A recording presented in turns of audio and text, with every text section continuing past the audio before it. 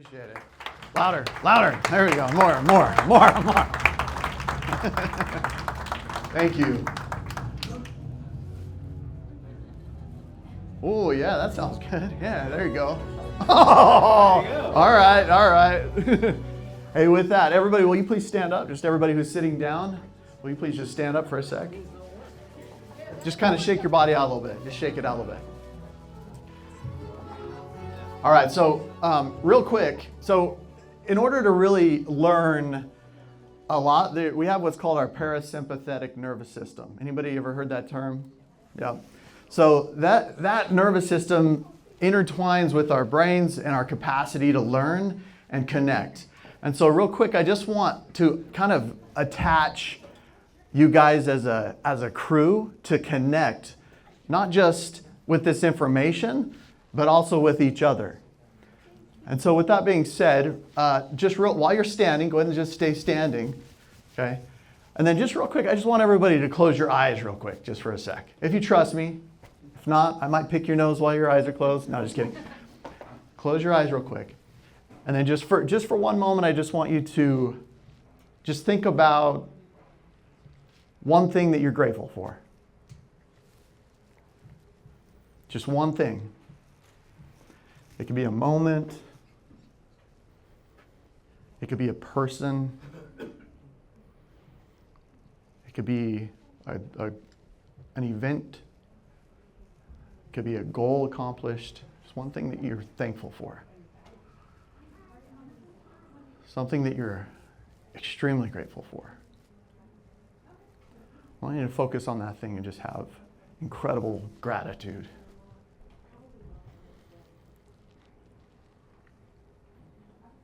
Is it a moment with your child? A loved one? Was it a goal you accomplished that you thought you couldn't, and now you knew you did?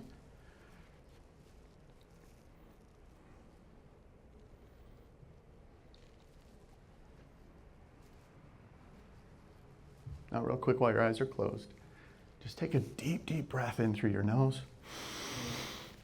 Hold it. Now let it out. We'll do it one more time.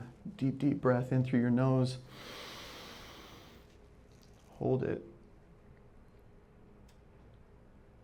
Let it out. I just want you to do another one of those. We're going to hold it for about 8 seconds. Just deep breath in. Hold it. 1, 2, 3, 4, 5, 6, 7, 8. Let it out. All the way out. Get it all out. Shake your body a little bit.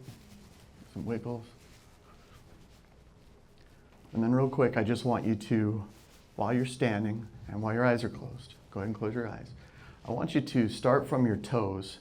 And I just want you to tighten your toes, your ankles, your knees, your legs, your waist, your hips. I want you to tighten your arms, your chest, all the muscles that you can feel in your body and your face, and just tighten it as tight as you can. Just hold it. Hold it as tight as you can. It's going to be uncomfortable for a second, but just hold it as tight as you can. Tighter, harder. Now release. Take one deep breath in. Let it out. Open your eyes. You guys all looked really weird doing that. Anybody have any idea why we did that? To transform, to be ready to learn. To be ready to learn. Now, I've had the great privilege of spending about 15 consecutive events with Tony Robbins. Who has absolutely changed my life.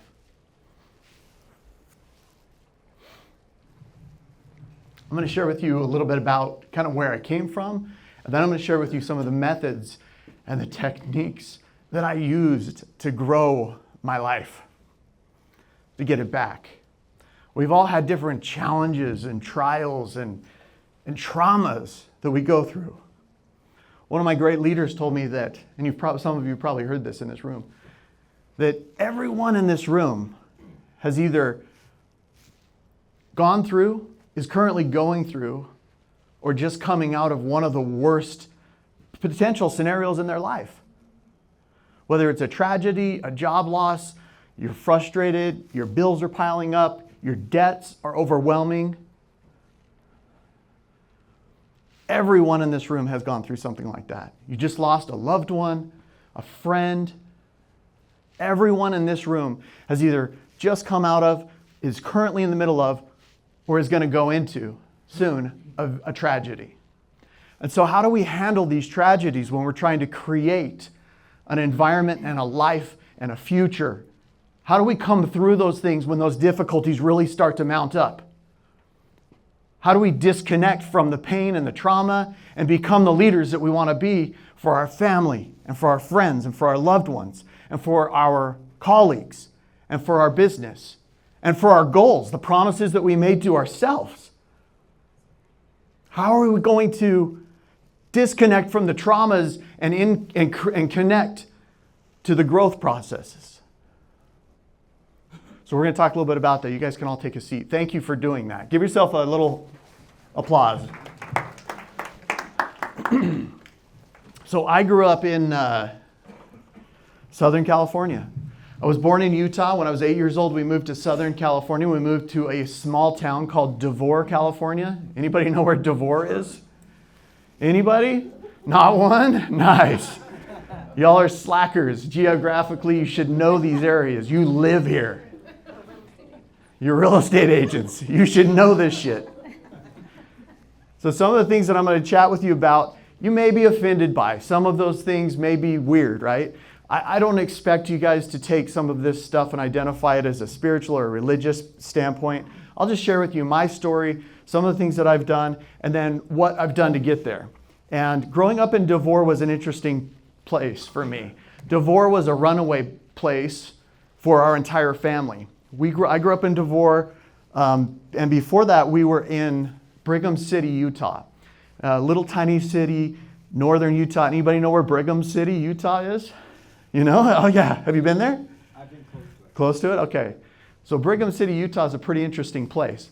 I was born there, born to a very fundamentalist religious environment. And I mean, really fundamentalist. My parents did all home births.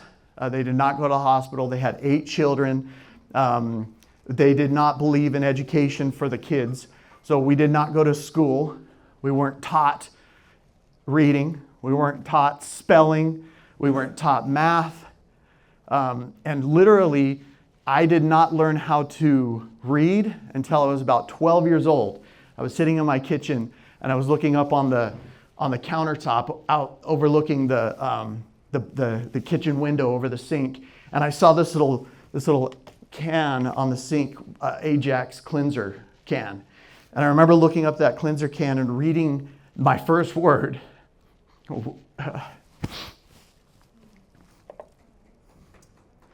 And understanding what those letters meant, that it was AJAX. Now the reason that was difficult for me was I was told up until that point that I was incapable of doing those things. My mother, who was drugged up till about 5 p.m. every day, she told me that I had a disability. And she said, listen, you're disabled. You will not ever learn how to read. She said, I'm sorry, son. You're just a little different.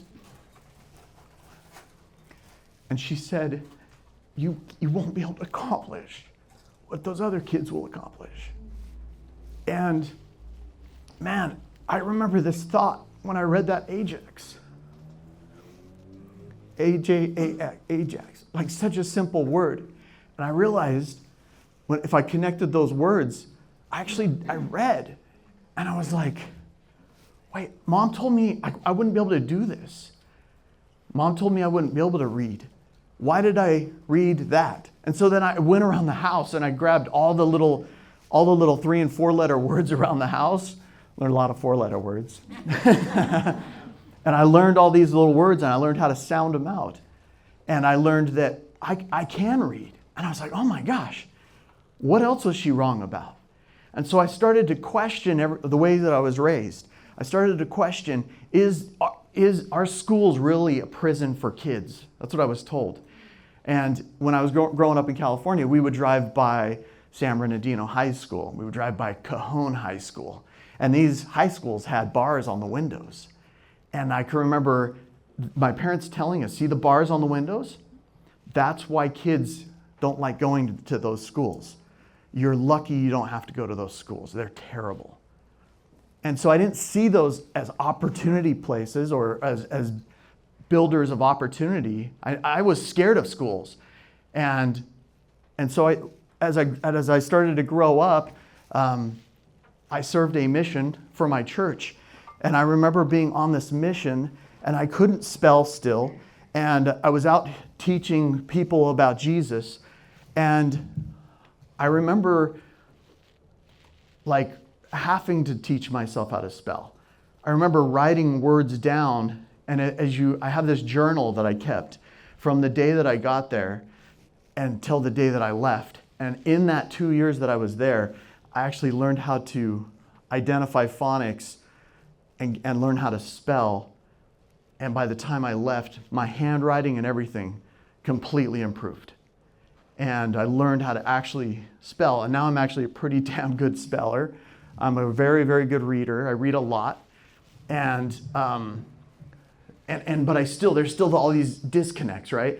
Because what happens is we are told that based on the amount that we learn will equal the amount that we have. Is that a fair statement? We go to college, we get a degree, we get a diploma. Those are like your rights to be who you want to be. That's what they tell you. Well, fortunately, I was super naive to those ideas because I had never done those things.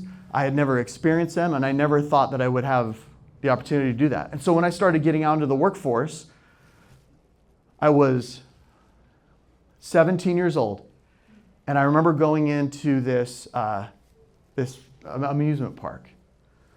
And I walked in, and I'm like, I had just worked at another amusement park that a buddy, my old Boy Scout master, hired me at. And my car broke down so many times, he had to fire me. And so I'm 17 years old. I'm like, okay, I got to go get another job. I just got fired. My car broke down. Didn't have gas to get in sometimes. And so, long story short, I go in, and I walked up to the front desk, and I'm like, hey, my name's Alma. I'm here to see the general manager. Is he here?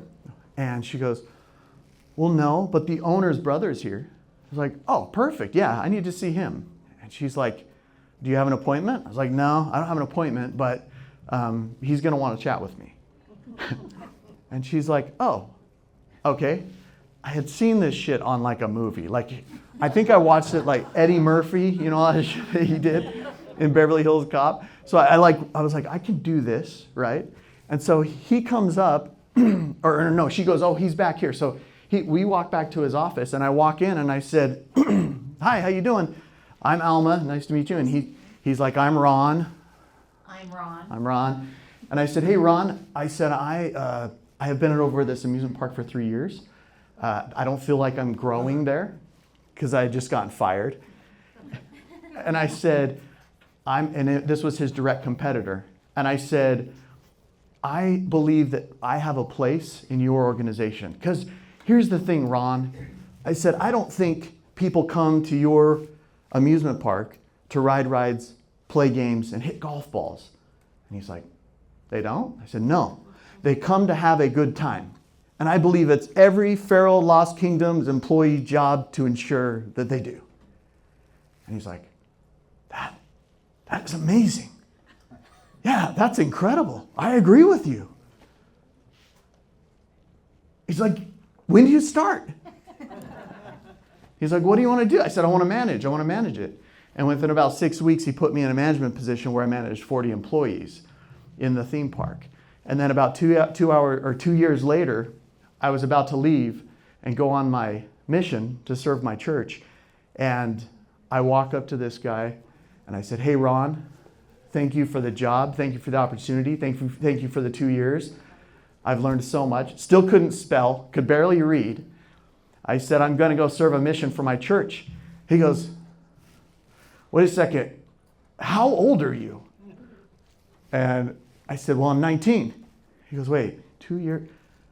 I hired a 17-year-old to manage my property?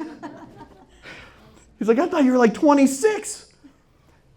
And the reason I share that with you is that you don't really have to be what everybody says you're supposed to be in order to have what everybody says you have to do to have. Does that make sense? And so I share that with you because after I got back from my mission, I didn't know what I was going to do. I didn't have a degree. I didn't have a direction. I didn't have anybody helping me with money. Here I was 22 or 23 when I got back. And I was like, what am I going to do? I wanted to be a cop.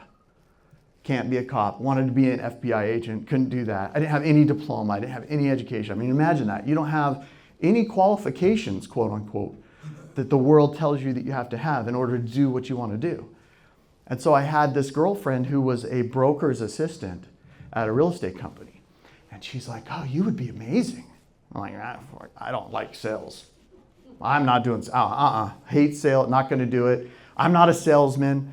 I don't even know how to sell anything. I've never sold a thing in my, no, I can't, I'm not doing it. And she goes, well, you should just try, just give it a shot. And I'm like, no, I got to figure out something else. I can't do that.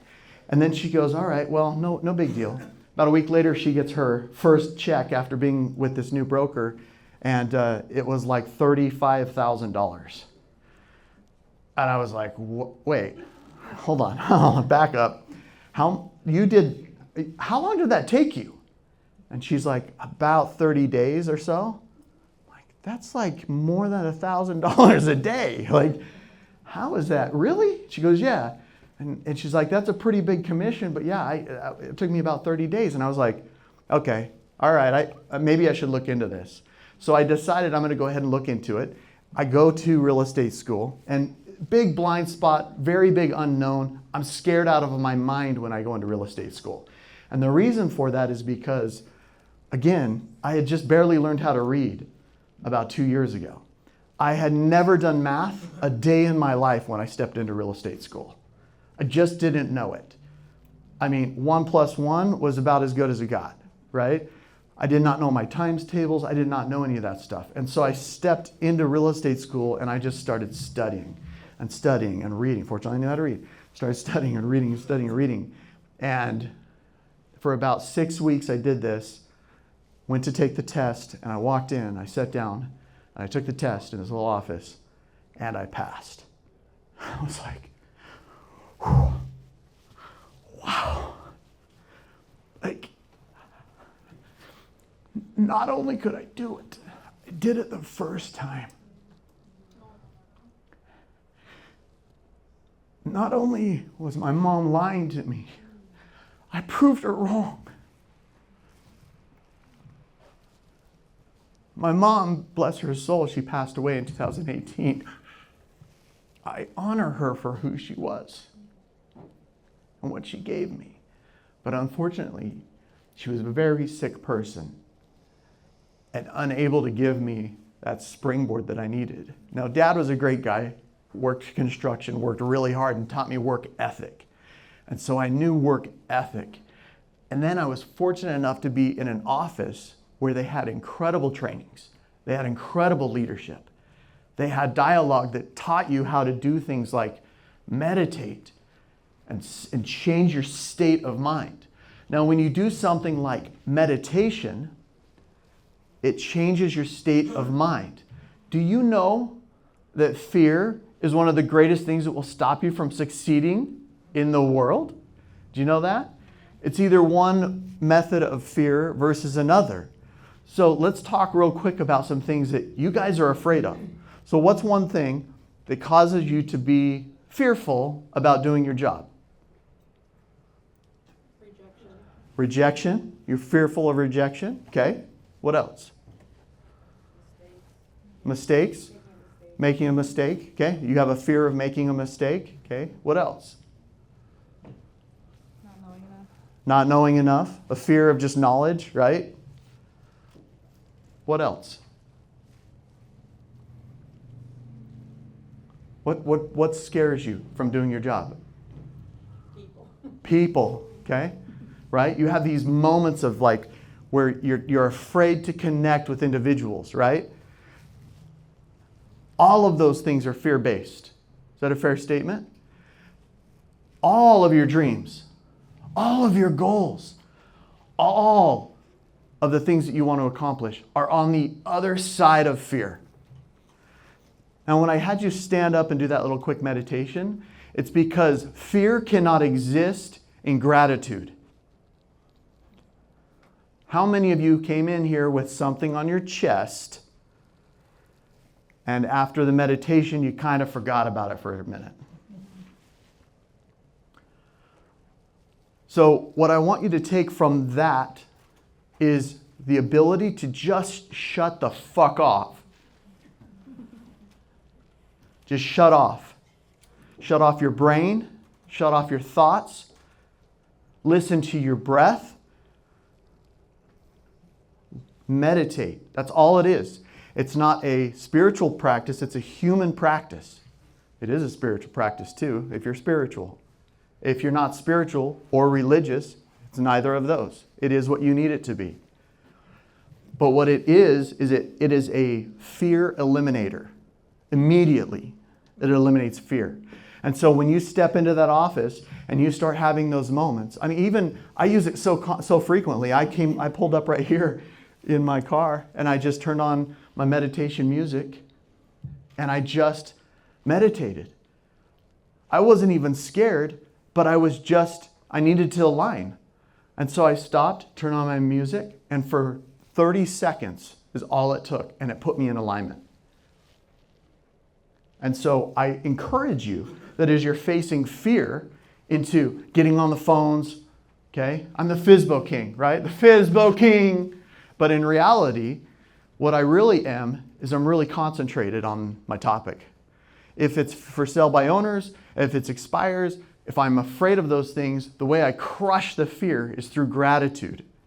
And I get to gratitude by meditating on those items, on those points of gratitude. I find those things. Sometimes my brain won't do it, so I have to write something down. I'm grateful for this moment.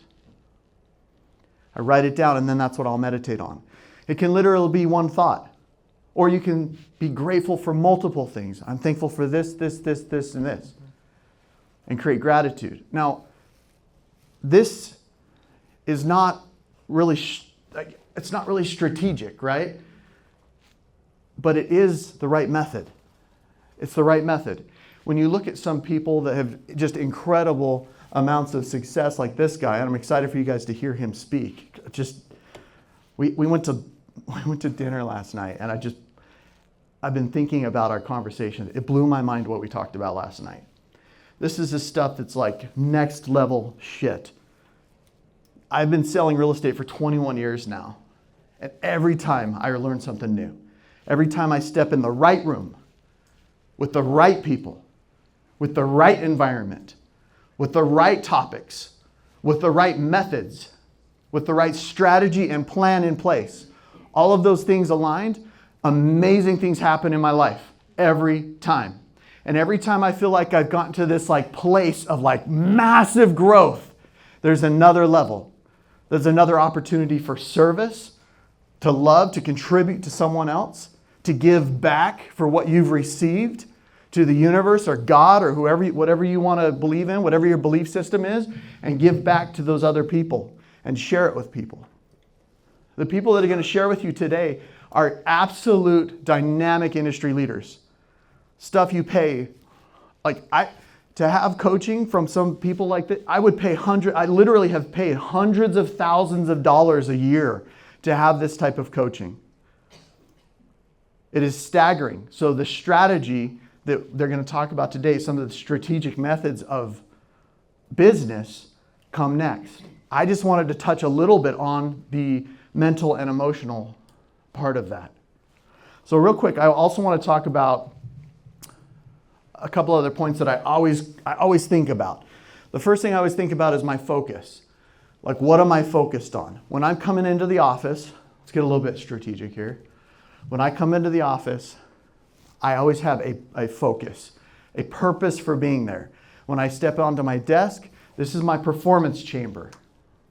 Okay? This is my performance chamber. What happens in here is performance. This is not a place that I come to surf the internet. This is a sacred ground of performance. I can surf the internet at home at night before I go to bed if that's what I want to do. When I'm in here, this is special. This is unique.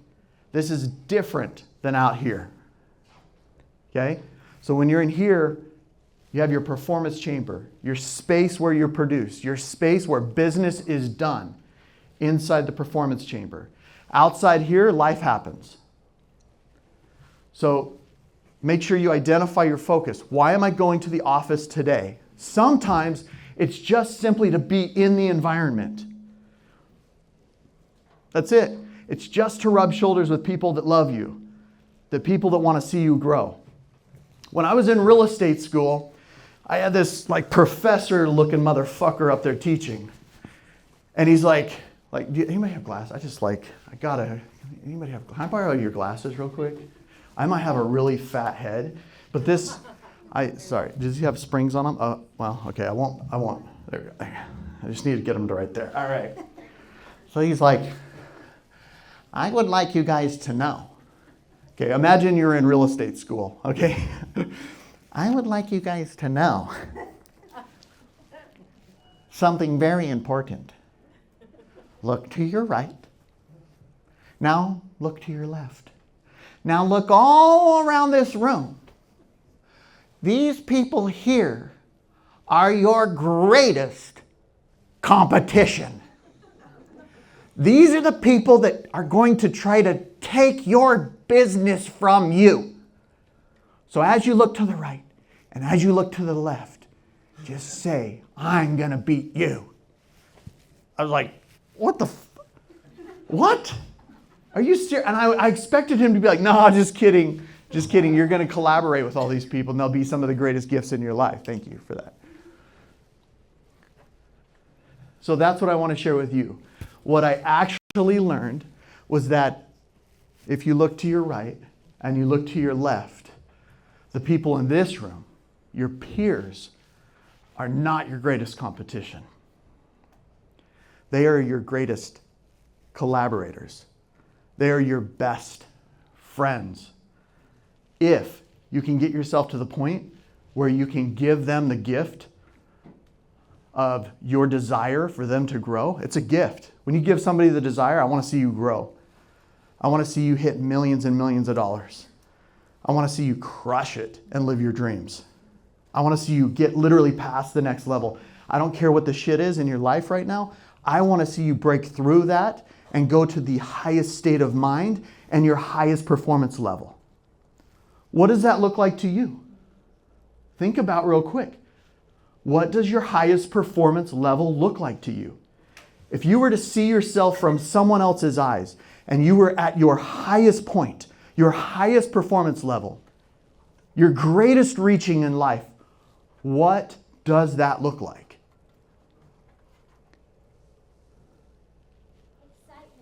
Excitement. What else? Freedom. Freedom? Freedom from what? From debt. Freedom from debt? Okay, what else? What does it look like? A lot of work. A lot of work? Yes, absolutely. There's honor in hard work. It's honorable. Stop trying to avoid hard work. Stop trying to avoid the pain. All of your dreams are on the other side of it. So stop trying to get around it and AI the shit out of it. You're still going to put in the effort, even with the AI. Are we going to use AI indefinitely in our business? Absolutely. You're going to strategize and grow your business on the highest level with AI. But it will not replace you. Listen, The bullshit that people are saying that in 5 years realtors are going to be replaced by AI is bullshit. That will not happen. The shoulder to shoulder, belly to belly interactions with individuals will have to take place for real estate to transact and for business to happen.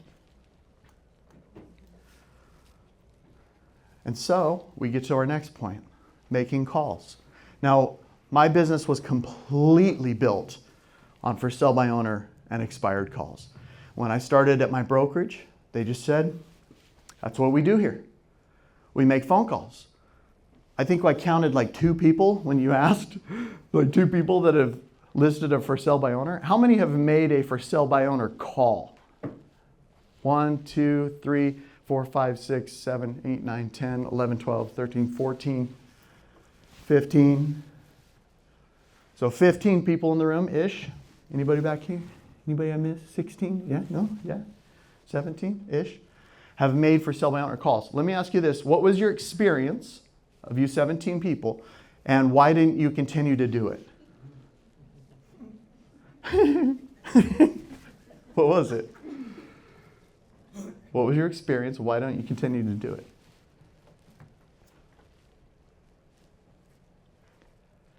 It's, overcoming their commitment to not use an agent. Your fear. Yeah. Okay. Overcoming their commitment to not use an agent is his fear. Because in reality, really, it's just the fear of that potentially happening. What else? Not prioritizing the time to make the calls. Not prioritizing the time to make the calls. Why don't you prioritize the time? I make other excuses. I commit to other activities instead of You that. fearful little bitch. Not prioritizing time. Brilliant. That's how we're going to start. That's how we're starting this.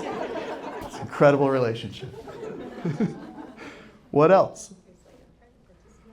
What else? What else stops you from making a for sale by owner call? Already assuming that they're going to say no. The fear. I want you to put in front of it the fear of The fear of, them already assuming that they're going to say no. Yeah. That's what you said, right? yes. Yes, that's what you said. You already assume. You assign a meaning to a conversation that hasn't happened yet. How many of you have made a really difficult call to a client and you thought it was going to be absolute bullshit conversation, and then when you were done, you're like, oh, I'm glad we had that conversation. So really, it starts with a belief. It's your belief in yourself and what challenges you might have in the belief system. The things that you attached and assigned to you as an individual. They're not going to believe that I'm this way. They're not going to believe that I'm good enough of a what? A leader, a realtor. That's why I won't make those calls. That's why I don't have those tough conversations with my clients. What about a price reduction? Anybody done a price reduction in this house? A lot of you, right? If you have listings, you should be doing those consistently. I'm going to share with you a little secret. On your price reductions, 2 to 3 showings a week. If you're getting 2 to 3 showings a week, but no offers, how far away are you from getting an offer? Percentage-wise? A guess, what? About 5 to 7. If you're getting 2 to 3 showings a week on your property, no offers, you're only about 5 to 7% away. A 5 to 7% reduction, if that's the activity that is happening on your listings right now, you're only 5 to 7% away from getting a sale. Because statistically, if a person is going to purchase a home, they want to purchase it within 3% of what you're asking. A person won't go look at a home unless the home is within about 3% of what they're willing to pay. Is that a fair statement? So if you can do that adjustment when you're getting those showings, then you'll start to get offers, even in a shit market. I grew my entire business of for sale by owners and expireds in 2007, 2008, crash market, shit, wow, crazy. I remember we would sell properties that the seller was bringing $30,000 to the closing table to cause his property to sell. And he's thanking me like I'm some god sent to him from the real estate heaven.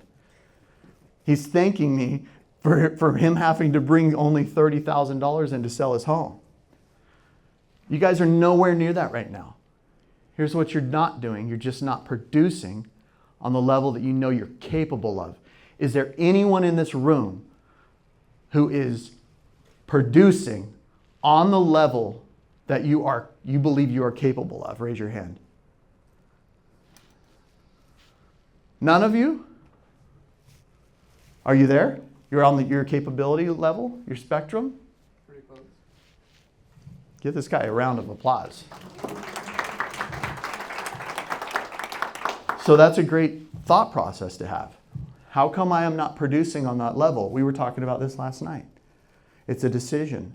I get to decide to go home to my family and say, this is how I produced today. This is what I did today for you, for our dreams, for our future, for my kids' gymnastic classes, for dance lessons, for baseball. This is how I produced for all of those things in our life. This is what I did today to create this outcome for us. And if I can't say I'm producing on my highest level, I have some work to do. It only takes one day at a time. This shit is not temporary. The idea is to get to the point where you eventually retire from doing what you're doing right now. Is there anybody in here that wants to keep doing this and selling houses and driving door to door to door to door, showing buyers endless homes for the next 25 to 35 years? Anybody? Not one of you? You do? You're like, I want to do it 30 years. I'm doing this shit till I'm 92, I promise. Yeah, you? There you go. So the ultimate goal is you produce enough income off of the revenue produced by your current clients to invest so that you can do that if you want, but you don't really have to. Fair statement? And so I'm going to share with you a couple more things before I end this. For sell by owners, it's like shooting fish in a barrel. It is like shooting fish in a barrel. They're all in there.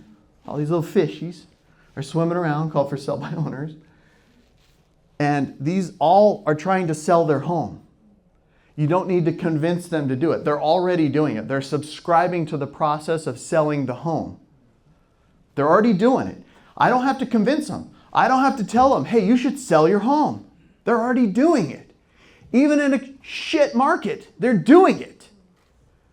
And so all I have to do is convince them to go from selling their home on their own to just working with me.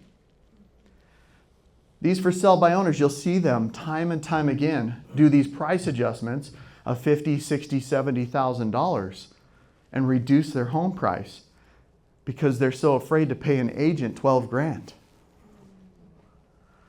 And so if you can relay that information to a for sell by owner, you can have incredible success with them. And it goes just like this. Ring, ring. Hello? Who's doing it with me? You going to do it with me? Ring, ring. Hello? Hi, hey, I was calling about, you have a home for sale? Yeah, I was thinking of selling it. Thinking of selling it? Okay. And you're selling that for sell by owner, is that right? Yes. Okay, cool. My name's Alma. I'm a local agent. I'm sure you've had just a ton of agents calling you trying to list this home, right? Yeah. Well, fortunately, the purpose for my call is we just sold a couple other properties not far from you here in my brokerage. Okay. So I was just calling to get some info about this house. Is that okay? Sure. Okay, so share with me a little bit about it. How many bedrooms does it have? It's a 3-bedroom, 2-bath. Oh, it is 3-bedroom. Okay, so 3-bedroom. I'm gonna have my little notepad out. And you said it's 2-bath? Mm-hmm. Okay, perfect. So 3-bed, 2-bath. Got And a then pool. it does have a pool? Yeah. Okay, cool. So 3-bed, 2-bath. It has a pool. How many square feet is it? It's like 4,000 square feet. 4,000. Nice. Okay, sweet. Some big bedrooms. How big's the lot or the ranch? The ranch. It's like a half an acre. Half acre. Beautiful. So 3-bedroom, 2-bath, 4,000 square feet on a half acre. Okay, beautiful. And share with me, have you done any upgrades or repairs to the property? Just a little bit. A little bit? Okay. Too crazy. Is he easy? Really, it's just in the approach. I'm going to tell you right now, you watch any of my YouTube videos of live calls. I have multiple YouTube videos of live calls for 11 plus hours long. 11 hours of calling. I have them online. It's all live. You can watch it. All the conversations are like that. All of them. Even the ones that are like, no, even the ones that don't work out. To give you a little bit of numbers, I will set 3 to 4 out of every 5 people I talk to. 3 to 4 out of every 5. How many did you talk to before you set? 4. He talked to 4 people using my script. He set 1 appointment. That was my script.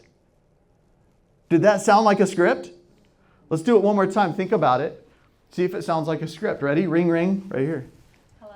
Hi, hey, I was calling about, you have a home for sale? I do. Okay, and you're selling that for sell by owner, right? I am. Okay. My name's Alma. I'm a local agent. I'm sure you've had just a ton of agents calling you trying to list this home, right? I have. And I really don't want to hear it. Yeah, I wouldn't either if I were you. It's great. Exactly. I wouldn't either if I were you. Jesus, it's got to be annoying, right? Frustrating. Super annoying. Well, fortunately, the purpose for my call is we just sold a couple other properties not far from you at my company here. And so I was just calling to get some info about this one. Is that okay? Sure. Okay. That wall's already down. Now it's question time. It's question time. All right, so tell me a little bit about it. How many bedrooms does it have? It's a 3-bedroom. Oh, it is 3. Okay, so 3 bedrooms. What else? How many 2 baths? bath. 2 bath, okay. Are they full baths or half baths, 3/4 bath? Full baths. Full baths, okay, both of them. And then how many square feet? It's about 2,300. Oh, good, okay. So 2,300 square feet, okay. And share with me, garage, how big's the garage? It's a 1-car garage. 1 car, okay. So do you feel that's a little bit of a downside? It is. Okay. Did you hear how I knew she felt like it was a downside? Why? Her tone of voice, it dropped. And that's a 1-car garage. Do you feel like that's a downside to the house? Yes. Okay. Now we're jiving, right? Now she's having a full on communication with me. All of her walls are down. Now it's rapport building time. Because on every phone call, everybody has a wall up immediately. I don't care if you're selling freaking cars, computers, laptops, whoever, whatever. You work at Circuit City. Radio Shack. I don't care if you're selling radio-controlled cars at Radio Shack. Everybody has a wall up immediately. And so when you find out where that wall comes down at, all it has to do is come down one time. And then you're in full communication with them, and they will let you lead them through the conversation. Okay, what else? So you said how many square feet did you say? 24? 2,300. 2,300. And then what about the yard? Any upgrades there? No upgrades. No upgrades? Okay, cool. And then how long have you had the house? Just about 10 years. 10 years, no upgrades. Okay. How is it condition-wise? It's standard. Standard? Okay. So just basic. Basic. We haven't done any upgrades. It's lived in. Okay, perfect. And then is it in good condition or bad condition? I'd say good. Good, okay. I'm going to be very candid with people on this stuff. She's gonna hang up in 2 minutes. She's going to hang up to me. All right. His time's coming up. All right. Great, wonderful. So share with me, why are you selling? Well, we're trying to move to be closer to grandkids. Be closer to grandkids. Okay, so trying to move, be closer to grandkids. How will that be for you guys when you guys are closer to grandkids? Amazing. Will it? Are you super excited about that? So excited. I can tell. Okay, so when do you need to be close to your grandkids? As soon as possible. As soon as possible. Do we have rapport? Yes. This is how these conversations happen. Now, do I sound like a stranger? Do I sound like a salesman? Do I sound like I don't care? Do I sound like I do care? Very much so, right? So the difference between a normal question and a fantastic question is when she says, I want to get to my grandkids, I'm like, oh, are you excited about that? Yes. Very excited. Very excited. I can tell. Oh my gosh. So when do you need to be there? When do you have to be to your grandbabies? Okay. So let me ask you this. If we could figure out a way that by working together, and I'm standing, I can't even see her, right? But I'm still doing this stuff. I'm shaking my head, I'm moving. If we could figure out a way that by working together, we could get your property sold by listing it and net you the amount of cash that you need, even after commissions and all that other stuff, and literally put in your pocket the amount of money you're trying to get. I mean, obviously you'd be open to at least exploring that, right? Definitely. Okay, what works best for you, afternoons or evenings? Afternoons. Afternoons, how about Thursday afternoon at 4? Perfect. Perfect, okay. I'll be over there. And just so you know, when I come out, I have a post-close too. Just so you know, when I come out, I don't have any high-pressure sales pitch or any of that junk. We're just gonna look at the numbers, make sure it makes sense, make sure we like working together, and make sure you can net what you need to. If we can, great. We'll list the home tomorrow or on Thursday. And if not, no big deal. Is that fair? Sounds good. Okay, cool. I'll see you then. All right. That's it. Thank you. Yeah, that was good. That was good.